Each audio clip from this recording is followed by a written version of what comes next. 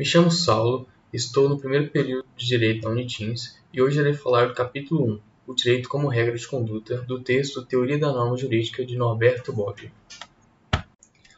Tópico 1. Um mundo de normas. Norberto Bobbio escolheu o ponto de vista normativo para dar início ao artigo. Isso porque pode-se ver o direito como um conjunto de normas. Denota que somos cercados por regras. Exemplo disso é a educação no âmbito escolar.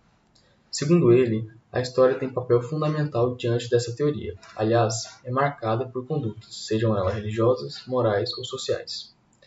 Assim, essas condutas permitiram a formação de sociedades estáveis, com ordenamentos e instituições, no qual chamou de civilização. O ponto de vista normativo leva a questionar as ações de uma sociedade, para tentar saber por que algo é proibido ou ordenado. Com isso, vale dizer que as regras de conduta moldam uma sociedade e a distinguem de outras. Oi, meu nome é Brenda, sou acadêmica do curso de Direito da Unitins e eu vou falar um pouco sobre a teoria da norma jurídica de Norberto Bobbio. Vou falar especificamente sobre o tópico do capítulo 1, variedade e multiplicidade das normas.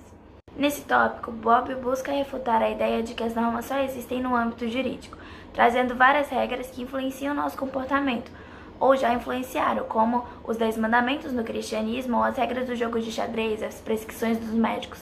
Tudo isso faz parte de um conjunto de normas. O autor também explica que cada grupo social, como a igreja, o Estado ou a família, se desenvolve a partir de um conjunto de normas que caracterizam cada grupo.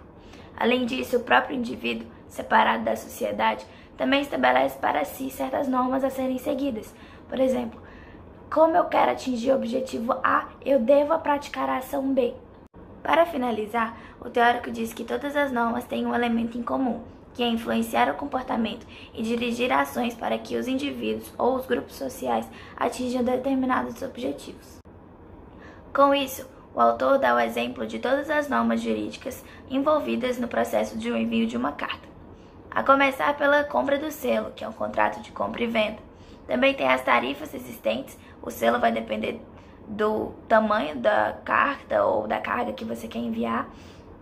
Tem as relações estabelecidas com o emissor e com a administração pública assim que a carta é enviada. Também tem um direito que a Constituição italiana, porque ele é italiano, ele dá quando ele priva as pessoas de poderem abrir a carta, porque aquela carta só vai poder ser aberta pelo seu remetente. Agora, irei falar do tópico 3. O direito é instituição? A teoria institucional foi desenvolvida por Santi Romano. Critica severamente a teoria normativa, alegando insuficiência e equívocos. Para ele, os 3 pilares do direito são sociedade, ordem e organização. Com isso, para ele existe direito quando há uma organização de uma sociedade ordenada. Chama essa sociedade de instituição, sendo a organização o elemento mais importante. Porém, há uma contradição em sua teoria. Isso porque o direito é produto da vida social, mas nem toda sociedade deve ser admitida como jurídica. Agora eu vou falar um pouco sobre o pluralismo jurídico na visão de Bobbio e da teoria institucionalista do direito. Eles buscam ampliar os horizontes da experiência jurídica para além das fronteiras do Estado. Na visão da teoria, até um grupo de delinquentes, se devidamente organizado para um objetivo, pode ser considerado um ordenamento jurídico. O teórico ia contra a teoria estatalista do direito, que foi formada na dissolução da sociedade medieval e o surgimento dos estados modernos. A sociedade medieval era pluralista, ou seja, formada por vários ordenamentos jurídicos que ou se integravam ou se opunham. Nesse sentido, havia os ordenamentos jurídicos universais, como o Império e a Igreja, que hoje se assemelham aos estados nacionais.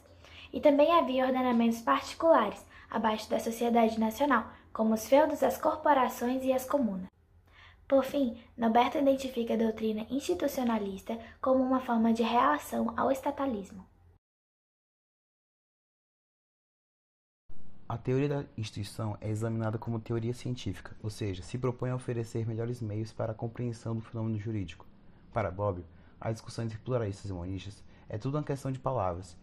Ninguém é proprietário da palavra direito, porém, a palavra pode ter definições amplas. Quando se afirma que o direito é apenas estatal, usa a palavra em sentido restrito, porém, quando se utiliza a palavra direito de forma não convencional ao direito estatal, ela ganha um significado muito mais amplo. Bobbio diz preferir o significado mais amplo por uso linguístico. No que concerne a teoria da instituição, Bobbio propõe duas situações. A teoria da instituição, no intuito de combater a teoria normativa ao demolir a teoria estatalista, aponta um alvo falso.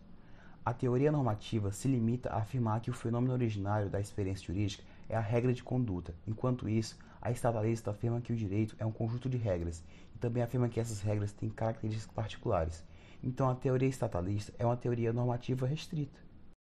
Romano afirma que não existe norma sem organização. Bobbio prova justamente o contrário, afirmando que a organização só pode ser efetiva-se mediante as regras de conduta. Uma sociedade ou uma instituição é feita por grupo de pessoas que se disciplinam para realizarem suas tarefas particulares em prol de um fim comum. A disciplina é produto da regulamentação. De acordo com Bobbio, o processo de organização de uma instituição ocorre em 3 condições. 1. Deverá haver fins que a instituição deve alcançar. 2. Deverá ser estabelecidos meios para alcançar tais fins. 3. Que cada indivíduo tenha tarefas particulares para que colabore com os fins comuns da instituição. Obviamente, todas as condições só podem acontecer através de regras, portanto, a institucionalização e a criação de regras de conduta.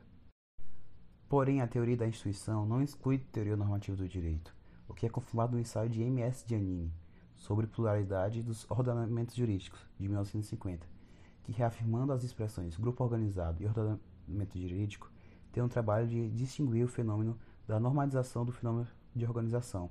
M.S. Giannini observa que não pode haver organização sem normalização, mas há normalização sem organização.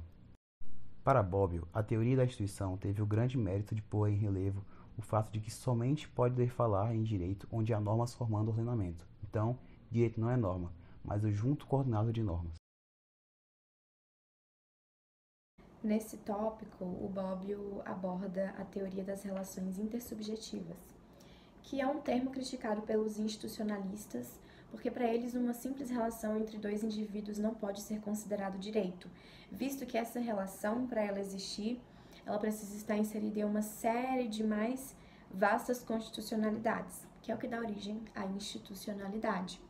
Então, os institucionalistas, eles vão contra, quase que de maneira direta, a filosofia iluminista, a filosofia jurídica iluminista, que fala sobre o justnaturalismo e o contrato social, porque para os institucionalistas o contrato social ele não pode ser considerado como uma fonte de direito, porque eles afirmam que a relação entre 2 indivíduos é diferente da relação de um grupo social como um todo.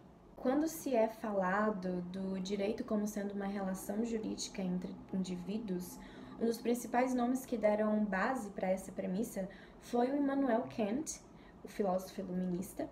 Ele escreveu A Doutrina do Direito em 1719, onde ele deixa bem claro que o conceito de direito é uma obrigação de uma pessoa para com a outra.